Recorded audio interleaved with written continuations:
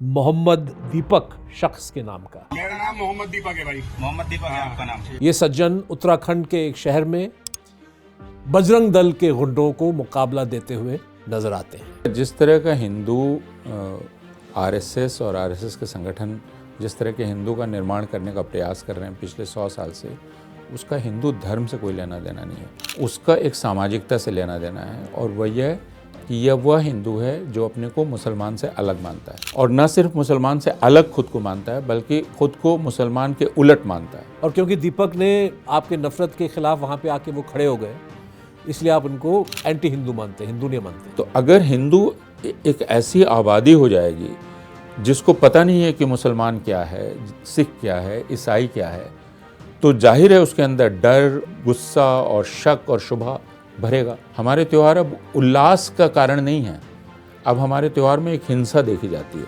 असल सवाल है कि हिंदू क्या करें, और हिंदुओं के लिए करने को बहुत है, कुछ है, और ना करने के लिए भी बहुत कुछ है। जैसे हिंदुओं को जो नहीं करना चाहिए वो ये कि वो अपने बच्चों को रामनवमी के जुलूसों में भेजना बंद करें, क्योंकि ये जुलूस अब अक्सर राष्ट्रीय स्वयंसेवक संघ और बजरंग दल के लोग चला रहे हैं, और उन जुलूसों में जाकर उनके बच्चों का अपराधीकरण हो रहा है।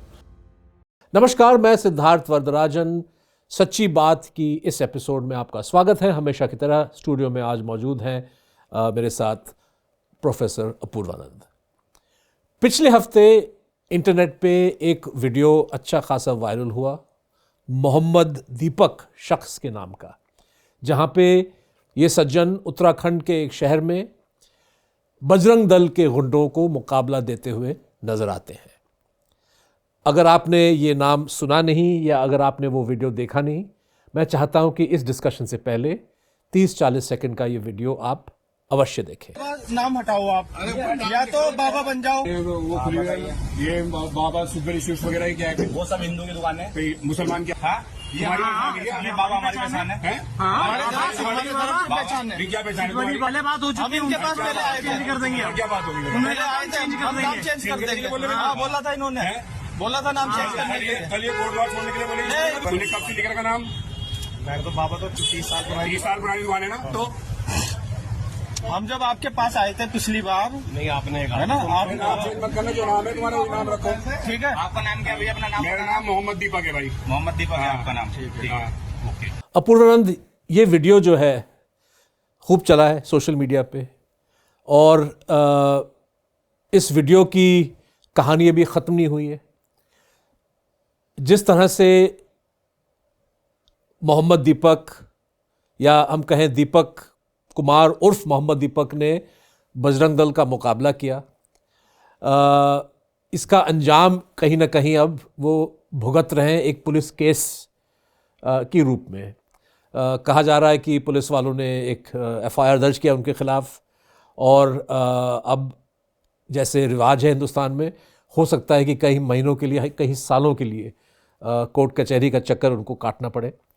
लेकिन जिस बात पे मैं आपसे आपको एक तरह से जो सवाल मैं आपके साथ उठाना चाहता हूँ, हिंदुस्तान में पिछले 10 साल से बहुत सारे ऐसे एपिसोड्स हुए हैं हिंदुस्तान के अलग अलग कोने में, लेकिन ये पिछले 1 साल में काफ़ी तेज़ी पकड़ चुका है, जहाँ पे मुसलमान इंडिविजुअल्स पे, मुस्लिम दुकानों पे एक किस्म का एक एग्रेसिव बिहेवियर हिंदुत्व ग्रुप्स के हवाले से हो रहा है। और ये वीडियो अभी जारी हुआ जहाँ पे एक हिंदू वहाँ का निवासी कह लें, दुकानदार कह लें, ये जिम चलाते हैं ये दीपक जी, इन्होंने उनका मुकाबला किया। ये इतना अनयूजुअल क्यों है? इसलिए ये इतना असामान्य लग रहा है कि आम तौर पर लोग, जब ये झुंड आता है जो अधिकतर 10-15 लोगों का होता है या उससे भी कम का होता है, उसे देखकर घबरा जाते हैं। और ये बहुत स्वाभाविक बात है, क्योंकि हम में से कोई भी इस बात के लिए पहले से प्रशिक्षित नहीं होता है कि हम हिंसक लोगों का सामना करें।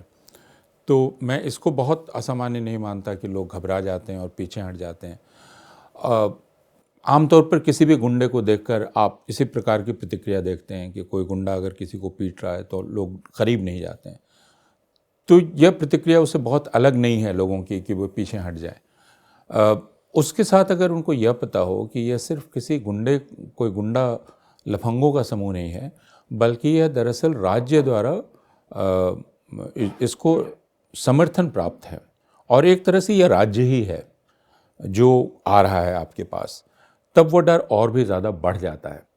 तो इसमें मुझे कभी भी कोई आश्चर्य नहीं हुआ कि हिंदू क्यों नहीं सामना करते हैं, क्योंकि मैं इस मनोविज्ञान को समझता हूँ और हमें शायद किसी से उम्मीद भी नहीं करनी चाहिए कि वो अपने आप को जाकर उस खतरे में डाल दें जिस तरह दीपक कुमार ने अपने आप को खतरे में डाला। तो मैं कोई ऐसी असाधारण उम्मीद नहीं करता हूँ, इसलिए कि अगर राज्य ने यह दिखलाया होता कि वो इन गुंडों को गुंडा मानता है तो शायद लोग हिम्मत भी करते, लेकिन अब लोगों को ये लगने लगा है कि ये सरकार हैं और सरकार की तरफ से आ रहे हैं।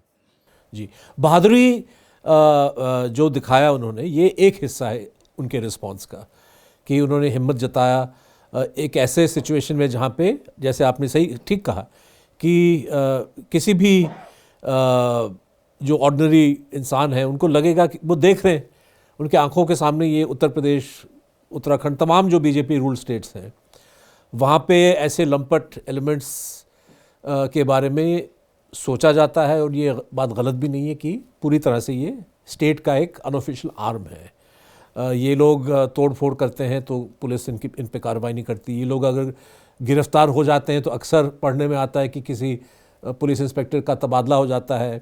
अगर कोई जज जो है इनके ख़िलाफ़ केस रजिस्टर करने का आदेश दे तो सुनने में आता है कि जज साहब को वहाँ से निकाल दिया जाता है। तो जाहिर है कि बहादुरी तो उन्होंने दिखाई, लेकिन बहादुरी के अलावा मुझे लगता है कि एक नेचुरल जो एक मतलब हमले मुसलमानों पे अलग अलग किस्म के होते हैं। बहुत सारे ऐसे सिचुएशंस हैं जहाँ पे भीड़ तंत्र मौजूद नहीं है। आपने वो वीडियोस देखे होंगे जहाँ एक औरत या एक शख्स जो है किसी को डांट रहा है, किसी को मतलब गाली गलौज कर रहा है और पिटाई नहीं हो रही, लेकिन एक एग्रेसिव एक सिचुएशन किसी को जलील किया जा रहा है। वहाँ पे भी जो है हम देख रहे हैं कि आम हिंदू जो है अपना इंटरवेंशन जो उनको करना चाहिए, किसी भी अगर एक जुल्म हो रहा है किसी के ख़िलाफ़, वहाँ पे आपको इंटरवीन एक तरह से एक आम शहरी से उम्मीद की जाती है कि भाई आप इंटरवीन करें। हमारे संविधान में भी बंधुत्व का जिक्र किया जाता है, एक फ्रेटर्निटी के अंदाज में। आपको लगता है कि कहीं ना कहीं, और ये सिर्फ 10 साल की बात नहीं है, कहीं ना कहीं जो इस देश का जो हिंदू है वो अपने आप को मतलब इन चीज़ों से दूर रखना चाहता है। वो जो उनके आँखों के सामने जो नाइंसाफ़ी हो रही, वो इमेजिन करते हैं कि नहीं ये ठीक चल रहा है। ये क्या, ये बीमारी क्या है? ये एक तरह का इस मनोविज्ञान को समझना हम लोगों के लिए बहुत ज़रूरी है। और नाज़ी जर्मनी में के बाद अध्ययन हुआ वहाँ के मनोविज्ञान का, कई लोगों ने किया। भारत में जो चीज़ चल रही है उसमें मनोवैज्ञानिकों को इस सामाजिक मनोविज्ञान का अध्ययन करना चाहिए। मुझे जो चीज़ होती हुई दिख रही है वो ये कि हिंदुओं के मन में जो बहुत पहले से कुछ पूर्वग्रह बसे हुए थे, बायसेस थे, प्रेजुडिसेस थे, उनको अब संगठित तरीके से हवा दी जा रही है और उनको एक सैद्धांतिक आधार दिया जा रहा है और औचित्य दिया जा रहा है। और जब यह एलिट्स की तरफ से किया जाए, और ये एलिट्स मीडिया के लोग हैं जो एलिट हैं, या जो शासन कर रहे हैं वे एलिट हैं, या अब बौद्धिक एलिट पैदा हो गए जो इन पूर्वग्रहों को और मजबूत कर रहे हैं। तो जब ये पूर्वग्रह मजबूत होने लगते हैं और ठीक लगने लगते हैं कि ये ठीक है, तो फिर उसका अगला चरण होता है कि हाँ, अगर इसके चलते ये किया जा रहा है तो वह भी ठीक है। जैसे इसमें मैंने दीपक ने जो किया, इसके बाद कई पत्रकार वहाँ गए और वहाँ के लोगों से उन्होंने बात की, तो मैंने 2 शख्स को देखा जो कह रहे थे कि बाकी तो सब ठीक है लेकिन उसे अपने नाम के आगे मोहम्मद नहीं कहना चाहिए था, ये उसको नहीं कहना चाहिए था। तो उनको मोहम्मद दीपक इसका मेल बहुत अटपटा लगा। तो इसका मतलब यह एक चीज़ अब स्थापित हो गई है कि हिंदू और मुसलमान पहचाने साथ रह ही नहीं सकती हैं। और दूसरी जो चीज़ स्थापित हो गई है वो ये कि अगर मुसलमान का नाम आपको बिल्कुल पता नहीं चल रहा है तो मुसलमान कोई धोखा करने वाला है आपके साथ। तो उस लिहाज से बजरंग दल वाले कर तो ठीक ही रहे थे, लेकिन उनको हिंसा नहीं करनी चाहिए थी।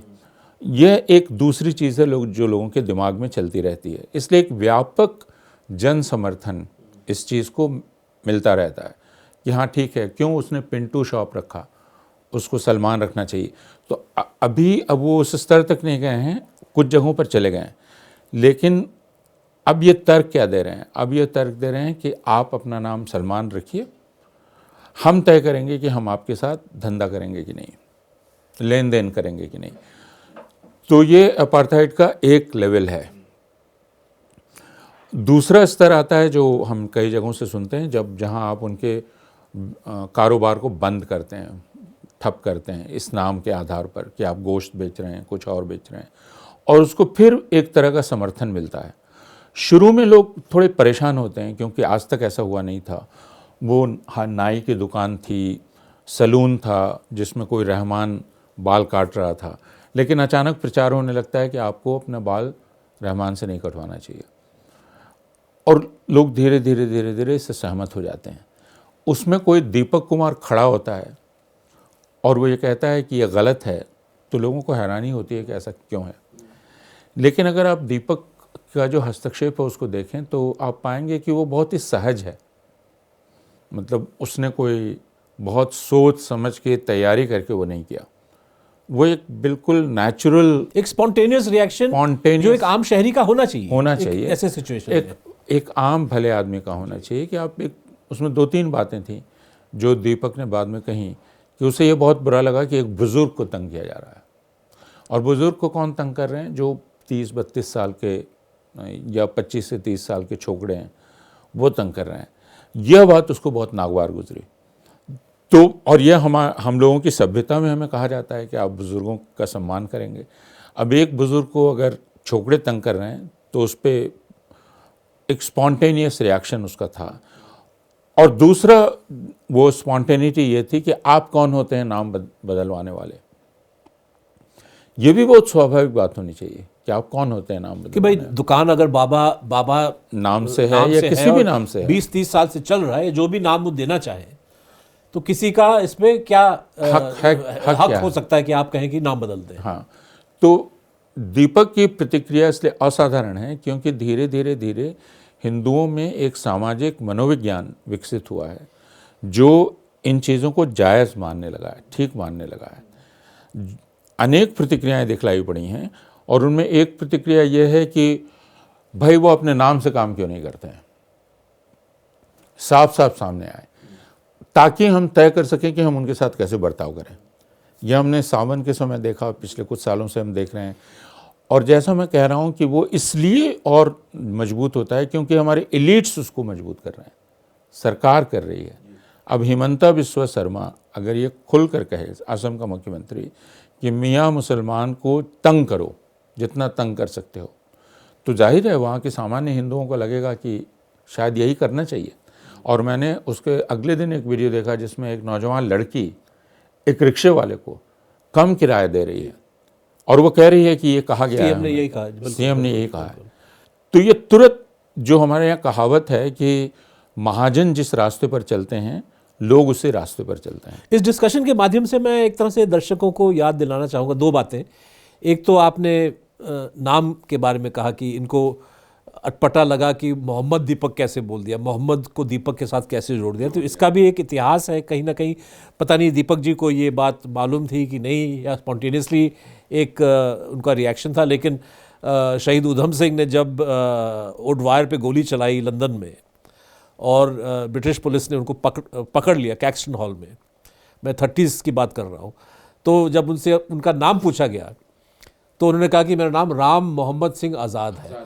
मतलब वो नहीं चाहते थे कि कहीं ना कहीं जो मज़हब के नाम पे जो बंटवारे की राजनीति अंग्रेज़ चला रहे थे हिंदुस्तान में, उस बंटवारे की राजनीति को कहीं ना कहीं एक तूल मिले, बल्कि वो इसको काउंटर करना चाह रहे थे। तो ये नामों का मिश्रण इस तरीके से इसका एक इतिहास है और मुझे लगता है कि ये एक बड़ी अच्छी बात है कि अच्छी बात भी है दीपक ने ऐसा कदम उठाया। एक तरह से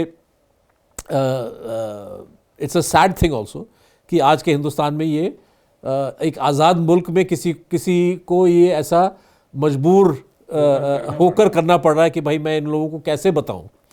और दूसरी बात जो मैं दर्शकों को याद दिलाना चाहूँगा, अगेन ये जो प्रशासन के साथ जो कनेक्ट है, ये जो नाम डिस्प्ले करने का, नाम चेंज करने का जो प्रोसेस है, ये शायद ये कांवड़ यात्रा के दौरान उत्तर प्रदेश सरकार ने एक नोटिफिकेशन जारी कराई। वो चैलेंज किया गया सुप्रीम कोर्ट में, कोर्ट ने भी इस बात को ठीक नहीं माना, लेकिन इसके बावजूद जो है ये पॉलिटिक्स लंपट लेवल पे और सरकारी लेवल पे ये चल रहा है कि आप ग्राहकों को, हिंदू ग्राहक को आप गुमराह कर रहे हैं। और ये जो एक पॉलिटिक्स कहीं ना कहीं ये अपार्थाइड, जैसे आपने कहा, बहिष्कार की जो पॉलिटिक्स है, जो बीजेपी कम से कम कोविड के टाइम से मैं देख रहा हूँ, बल्कि जब योगी जी आए उत्तर प्रदेश में, पहला कदम उनका, जैसे आपने कहा कि मीट की दुकानों को बंद कराना, रजिस्ट्रेशन के नाम पे, स्वास्थ्य के नाम पे, बहुत सारे ऐसे लेदर फैक्ट्रीज़ और कारोबार है, उन पे रोक लगाया गया। तो एक तरह से मुसलमानों के आर्थिक जो एक उनकी जो इकॉनमी है उस पर हमला आपने किया। अब उसका अगला लेवल यह है कि भाई अलग अलग इंडस्ट्रीज़ में, अलग अलग ट्रेड्स में जहाँ पे मुस्लिम्स काम करते हैं, अब उन पे भी आप हमले करने की कोशिश कर रहे हैं। और सवाल उठता है कि आप अपार्थाइड कैसे प्रैक्टिस कर सकते हैं जब देखने में हिंदू जो है मुसलमान की तरह ही लगता है आमतौर पे। अगर या तो वो, जैसे मोदी ने कहा कि उनके कपड़ों से आप पहचान लो, लेकिन कोई तो इसीलिए ये कह रहे हैं कि भाई नाम चेंज करें ताकि हिंदू आपको बॉयकॉट करे। इस तरह वो जो अपार्थाइड लागू करने का तरीका है, अब वो साहब दिल्ली के विधायक हो गए, एक लंबे वक्त तक उनको आपने देखा होगा वो हर ठेले पर जाकर भगवा गाड़ रहे थे। वो कह रहे थे ये हिंदू का ठेला है, भगवा गाड़ रहे थे। ये करते करते वो विधायक हो गए। तो अपार्थाइड अब इस तरह ये लागू कर रहे हैं कि ये हिंदुओं को कह रहे हैं कि तुम अपनी दुकान पर हिंदू पहचान लगाओ, तो हम पहचान कर लेंगे कि ये हिंदू दुकान है और ये मुसलमान दुकान है। तो लोग तो देखने में एक जैसे लग रहे हैं, ये पता ही नहीं जा सकता है कि आप सिद्धार्थ हैं या सरवर हैं, ये कहना मुश्किल है। लेकिन मैं आपको कोई एक ऐसी पहचान आपके घर के बाहर कर दूंगा, आपकी दुकान के बाहर कर दूंगा, जिससे मैं आपको पहचान लूँ। तो यह एक अपार्थाइड या एक तरह का नस्ल भेद, रंग भेद हिंदुस्तान में लागू करने का प्रयास किया जा रहा है और मुसलमानों की आर्थिक रीढ़ तोड़ने की कोशिश की जा रही है। जैसे असम में हेमंत बिस्वा शर्मा ने घोषणा की थी आज से कुछ वर्ष पहले कि जो धार्मिक ये पूजा स्थल हैं उनके इतने किलोमीटर के अंदर गोश्त नहीं बिकेगा। तो ये बिल्कुल साफ है कि आप किस पर हमला करना चाहते हैं। हालांकि हिंदू भी वहाँ गोश्त खाते हैं, लेकिन इस तरह की घोषणा से आप हमला किस पर कर रहे हैं ये बहुत साफ है। तो दीपक ने सिर्फ एक चीज़ दिखलाई और उस पर हमें बात करनी चाहिए, वो ये कि हिंदू होते हुए यह करना बहुत सहज है और एक आम हिंदू जो पूजा पाठ करता है, जो धार्मिक है, लेकिन जिसके मन में कुछ सभ्यता की निशानी बची हुई है, वह दीपक की तरह बर्ताव कर सकता है। उसके लिए आपको बहुत असाधारण होने की आवश्यकता नहीं है। दीपक असाधारण इसलिए लग रहा है कि हमारे भीतर जो दीपक छिपा हुआ है उसको हम निकलने नहीं देना चाहते हैं भय के मारे। लेकिन अगर बहुत सारे लोग इस तरह बर्ताव करने लगेंगे तो आप कितना FIR कर पाएंगे? ये जो जुमला प्रचलित किया गया हिंदुत्व संगठनों के जरिए, गर्व से कहो हम हिंदू हैं, 30 साल 40 साल से चल रहा है, तो गर्व जो है दीपक के का जो मिसाल है उस पे इन लोगों को गर्व नहीं है। बल्कि मैं समझता हूँ कि आम हिंदू को गर्व होना चाहिए कि भाई दीपक ने कहीं ना कहीं अपने जो धर्म में विश्वास है, उनका जो एक उनकी बिलीफ सिस्टम है, उसको महफूज रखते हुए उन्होंने कहा कि भाई ये मैं इस चीज़ को टॉलरेट नहीं करूँगा। लेकिन हिंदुत्व संगठन जो है, धर्म के बारे में गर्व उनका से मतलब ये है कि आप घृणा फैलाएं, नफरत फैलाएं, औरों के खिलाफ जो है आप प्रचार करें, ये कैसा गर्व है? देखिए, जिस तरह का हिंदू आरएसएस और आरएसएस के संगठन जिस तरह के हिंदू का निर्माण करने का प्रयास कर रहे हैं पिछले 100 साल से, उसका हिंदू धर्म से कोई लेना देना नहीं है। उसका एक सामाजिकता से लेना देना है, और वह यह कि यह वह हिंदू है जो अपने को मुसलमान से अलग मानता है। उसकी अपनी पहचान सिर्फ यह है, और न सिर्फ मुसलमान से अलग खुद को मानता है बल्कि खुद को मुसलमान के उलट मानता है। तो इस तरह की कहानियाँ बचपन से हम लोगों को सुनाई जाती थी, और हाल अभी भी सुनाई जाती हैं कि हिंदू जो करते हैं मुसलमान उसके उल्टा करते हैं। तो हिंदू इस तरफ पूजा करते हैं, मुसलमान उस तरफ पूजा करते हैं। तो यह बतलाने की कोशिश कि हिंदू मुसलमान के उल्टा है। मेरी बेटी से जब वो छठी में थी तो उसकी अध्यापिका ने कुछ इसी तरह एक नाइट स्टे में कहा, तो और उस समय मुझे सुन के ताज्जुब हुआ। मेरी बेटी ने स्पॉन्टेनियसली कहा कि ये भी हो सकता है कि हम ही उल्टा करते हों जो मुसलमान कर रहे हैं। तो ये एक बच्चे की प्रतिक्रिया थी, लेकिन एक हिंदू की पहचान जो हिंदू होके पूरा नहीं है, बल्कि वो मुसलमान के उल्टा होके हिंदू होगा। तो अब वो मुसलमान का उल्टा भी नहीं है, बल्कि उसे मुसलमान के विरुद्ध होना है। तो हिंदू कौन है? जो मुसलमान के विरुद्ध है, वह हिंदू है। इसका कोई धार्मिक आधार नहीं है, इसका धर्म से कोई लेना देना नहीं है। क्या आप कौन से धार्मिक आचार मानते हैं, आप कौन सी धार्मिक पुस्तकें पढ़ते हैं, आपके थियोलॉजिकल प्रिंसिपल्स क्या हैं, आपकी कॉस्मोलॉजी क्या है, ये प्रश्न बिल्कुल ही अप्रासंगिक हैं। बल्कि यह कि आप मुसलमान से कितनी नफरत करते हैं, उससे कितना अपने आप को अलग मानते हैं, यही आपको डिफाइन करता है। और क्योंकि दीपक ने आपके नफरत के खिलाफ वहाँ पे आके वो खड़े हो गए, इसलिए आप उनको एंटी हिंदू मानते, हिंदू नहीं मानते। हाँ, क्योंकि दीपक ने इस चीज़ को डिस्टर्ब कर दिया। दीपक ने कहा कि जब उसने मोहम्मद दीपक उसने इतनी आसानी से कहा कि मैं भी हैरान रह गया कि कोई इस वक्त इतनी आसानी से कह सकता है। कि उसने कहा कि क्यों नहीं मैं हो सकता हूँ मोहम्मद दीपक, मैं हिंदू भी हूँ, मुसलमान भी हूँ, मैं सिख भी हूँ, मैं ईसाई भी हूँ, और मैं कुछ नहीं हूँ।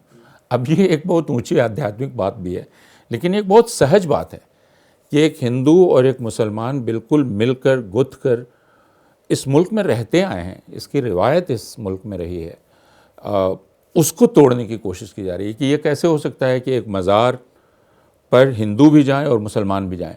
इसलिए गाज़ी मियाँ जो बहराइच के पीर थे, जिनके मज़ार पे हिंदू भी जाते थे, मुसलमान भी जाते थे, और जो हिंदुओं के भी उतने ही पूजनीय थे, धीरे धीरे गाज़ी मियाँ को इस तरह से बदनाम किया गया और सोहेल देव को उसके सामने खड़ा कर दिया गया।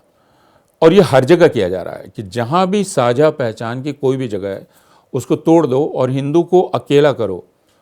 उसको कहो कि तुम्हारा कोई लेना देना किसी से नहीं है, तुम इनके खिलाफ होके ही पूरे हो सकते हो। जब धर्म का दुरुपयोग होता है, इसका सियासीकरण होता है नफरत फैलाने के लिए, बंटवारे की राजनीति को आगे बढ़ाने के लिए, तो धर्म गुरु जो हैं, और हिंदुस्तान में तो बेशुमार धर्म गुरु मौजूद हैं, इनका क्या रोल होना चाहिए? एक ज़माने में तो, अब बेचारे वो हमारे बीच में नहीं रहे, स्वामी अग्निवेश जी थे जो कंटिन्यूसली अपनी आवाज़ उठाते थे, ख़ास तौर पे ऐसे मौक़ों में या वायलेंस के टाइम में वो लोगों को याद दिलाते थे कि भाई ये हिंदू धर्म ऐसा नहीं सिखाता कि आप किसी पे हमला करें, नफरत करें। अधिकांश जो, बल्कि 99% जो हमारे धर्मगुरु हैं हिंदुस्तान में, ये चुप क्यों रहते हैं? चुप नहीं रहते हैं, बल्कि ये मुसलमानों के खिलाफ हिंसा का प्रचार करते हैं, ज़्यादातर करते हैं, और उनकी संख्या बहुत कम है। ऐसे लोग हैं, मैं जानता हूँ ऐसे धार्मिक संतों को, ये सन्यासी को जिन्होंने गृहस्थ धर्म छोड़ दिया है, जो इसको बहुत बुरा मानते हैं, लेकिन वो बहुत डरे हुए हैं, क्योंकि अगर वे बोलेंगे तो उन पर संगठित हमला होगा। मैं ऐसे कई साधुओं को जानता हूँ, उनसे मेरा परिचय है, नाम नहीं ले सकता, जो काफ़ी घबराए रहते हैं क्योंकि उन पर वाकई जानलेवा हमला हो सकता है। इसकी भी रिवायत रही है साधुओं, संतों और मठों में जिस तरह का संघर्ष होता रहा है। तो आपने मुसलमानों के धर्मगुरुओं को आप देख लें या ईसाइयों के पोप ही हैं, तो पोप बोलते हैं कि इज़राइल जो कर रहा है वो गलत कर रहा है। मैं आज हैदराबाद के एक अपने दोस्त से बात कर रहा था, तो उन्होंने कहा कि मिलादुल नबी में हैदराबाद में भी इस तरह का रिवाज आ गया कि लड़के बहुत बड़ा बड़ा जुलूस डीजे के साथ निकालने लगे। तो वो गए जो मुसलमान धर्मगुरु हैं उनके पास कि आप अपने जुमे के खुतबे में अगर ये बातें करें, तो उन्होंने की ये बातें कि आपको सादगी के साथ करना चाहिए, और उनकी बात लोगों ने सुनी। लेकिन जो हिंदू धर्मगुरु हैं उनके लिए वो धर्म छोड़कर बाकी सब कुछ करते हैं,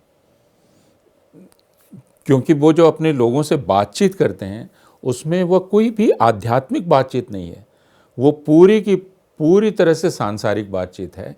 और बल्कि पिछले कुछ वर्षों में, जैसा मैं कह रहा था, कि वो हिंदुत्ववादी बातचीत है, वो हिंदू संपर्क है भी नहीं। तो यह बात हिंदुओं को सोचने की है कि क्यों उनके भीतर के ऐसे धर्मगुरु या संत जो कि इंसानियत की बात कर सकते हैं और कर सकते हैं, वे इतने डरे हुए हैं कि वे सामने नहीं आ सकते।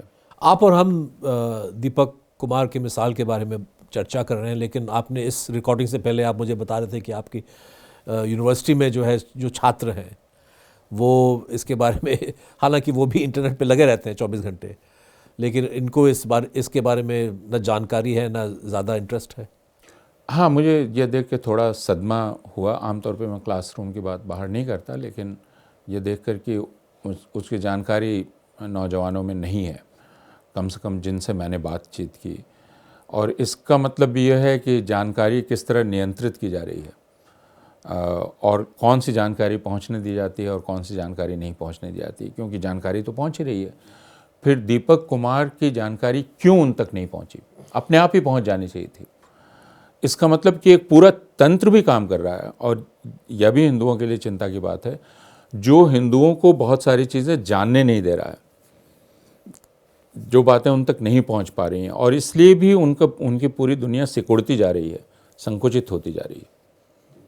पिछले हफ्ते हमारे चर्चा का मौजू था हिंदुस्तान का मुसलमान आखिरकार करे क्या। अलग अलग जो दबाव पड़ रहा है, हिंसा की जो एग्जाम्पल्स आ रहे हैं, बहिष्कार की जो पॉलिटिक्स है, इसके मुकाबले जो है उनके ऑप्शंस क्या हैं।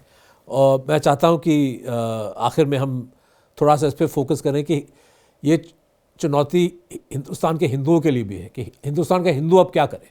हाँ, अगर आपको याद होगा तो हम लोगों ने ये बात की थी कि सवाल यह नहीं है, बल्कि शायद ये गलत सवाल है कि मुसलमान क्या करे, क्योंकि मुसलमान को जो करना है वो कर रहा है।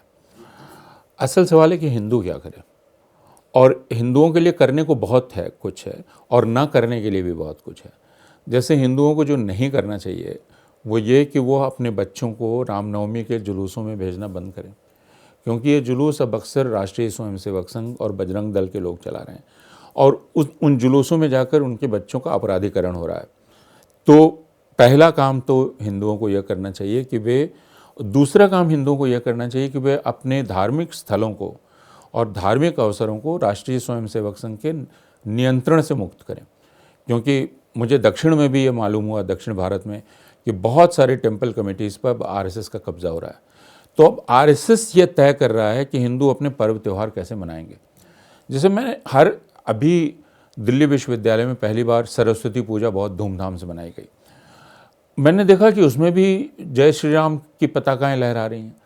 तो बेचारी सरस्वती का ये मौका है, एक तो उनका मौका है, एक तो उनका दिन है, उस दिन भी जय श्री राम की पताकाएं, वो भी एक आक्रमणात्मक तरीके से नारा उठाया हाँ, वो पताकाएं थीं। नारा तो मैं नहीं सुन रहा था, लेकिन अब लगभग हर हिंदू त्यौहार में जय श्री राम का नारा लगता है। तो बाकी देवी देवता भी हैं, उनकी भी अपनी सत्ता है ना। आप हर किसी पर जय श्री राम को अगर आरोपित कर देंगे तो हिंदू हमारे माता पिता जिस तरह त्यौहार मनाते थे, हम क्यों नहीं मना सकते उनको शांतिपूर्वक। हमारे त्यौहार अब उल्लास का कारण नहीं है, अब हमारे त्यौहार में एक हिंसा देखी जाती है। तो हिंदुओं को इस तरफ ध्यान देने की ज़रूरत है कि मैं उनके आध्यात्मिक पक्ष पे नहीं जा रहा। हर कोई अपने ढंग से हिंदू हो सकता है, आप अपने ढंग से हो सकते हैं, मैं अपने ढंग से, मेरी माँ अपने ढंग से, मेरे पिता अपने ढंग के थे। मेरी माँ के पूजा घर में हम लोग कहते थे कि तुम्हारे यहाँ पूरी जनसंख्या है देवी देवताओं की, सबकी जगह है। मेरे पिता एक तरह के हिंदू थे, लेकिन वो पूजा पाठ नहीं करते थे। तो मैं उस पक्ष की बात नहीं कर रहा हूँ, मैं सामाजिक पक्ष की बात कर रहा हूँ हिंदू के, जिससे हिंदू दूसरों को हिंदू दिखाई पड़ता है। तो उसे इस तरफ ध्यान देने की ज़रूरत है कि वह कम से कम उस पक्ष को विकृत होने से रोके और वह समाज के दूसरे हिस्सों से परिचय प्राप्त करने की कोशिश करे, मुसलमानों से, सिखों से, ईसाइयों से। पहले बात होती थी मुसलमानों की, 1984 में इलाके के इलाके खाली हो गए सिखों से। मुझे सिवान जहाँ मैं रहता था वहाँ से मुझे मालूम है कई सिख परिवार चले गए। तो अब तो हिंदुओं को पता भी नहीं होगा कि सिख किस तरह के होते हैं, क्या होते हैं। तो अगर हिंदू एक ऐसी आबादी हो जाएगी जिसको पता नहीं है कि मुसलमान क्या है, सिख क्या है, ईसाई क्या है, तो जाहिर है उसके अंदर डर और गुस्सा और शक और शुबा भरेगा। तो उसे यह सब कुछ करने की ज़रूरत है और कुछ चीज़ नहीं करने की ज़रूरत है। जी, इसी बात के साथ हम अपने डिस्कशन को रोक देंगे। देखने के लिए बहुत बहुत शुक्रिया। मैं चाहता हूं कि आप द वायर के जो वीडियो चैनल है इसको सब्सक्राइब करें, और अगर आप वायर चैनल के मेंबरशिप को प्राप्त करना चाहते हैं तो सिर्फ महीने में 89 रुपीज़ देकर आप हमारे साथ जुड़ सकते हैं। देखने के लिए बहुत बहुत शुक्रिया। द वायर के और वीडियोस देखने के लिए सब्सक्राइब करें और बेल आइकन पर क्लिक करें। स्वतंत्र पत्रकारिता की आर्थिक मदद करने के लिए डिस्क्रिप्शन में दिए गए लिंक पर जाएं और अपनी राशि चुनें।